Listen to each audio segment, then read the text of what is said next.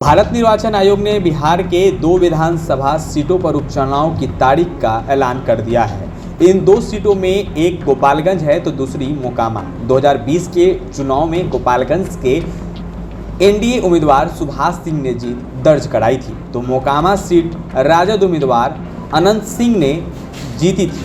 प्रदेश में एनडीए में टूट और महागठबंधन की सरकार बनने के बाद यह पहला उपचुनाव हो रहा है। जाहिर है दोनों सीटों पर कड़ा मुकाबला तो होगा।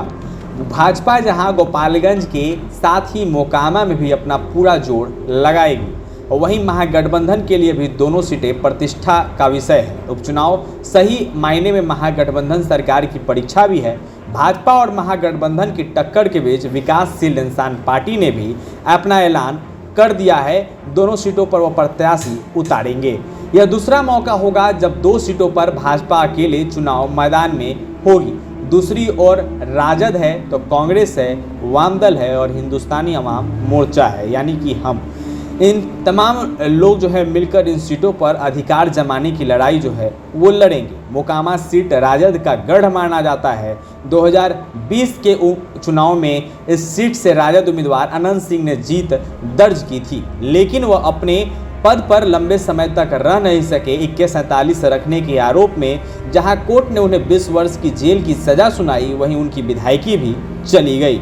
राजद अपनी पुरानी सीट पर जीत दर्ज कराने की हर संभव कोशिश करेगा। जानकार मानते हैं कि भाजपा के लिए राजद के गढ़ में सीट निकालना आसान नहीं होगा।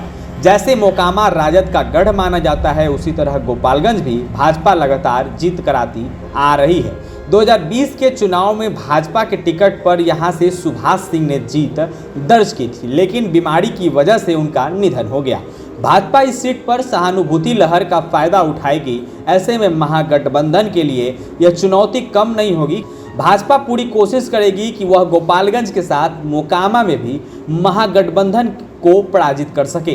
भाजपा और महागठबंधन के संघर्ष के बीच विकासशील इंसान पार्टी ने भी ऐलान कर दिया है कि उनके प्रत्याशी गोपालगंज और मोकामा में अपनी ताकत दिखाएंगे। वीआईपी प्रमुख व पूर्व मंत्री मुकेश सहनी ने कहा है कि दोनों सीटों पर उनकी पूरी तैयारी है। जल्द ही पार्टी अपने प्रत्याशियों का ऐलान कर देगी। Bureau report NBC 24 Patna.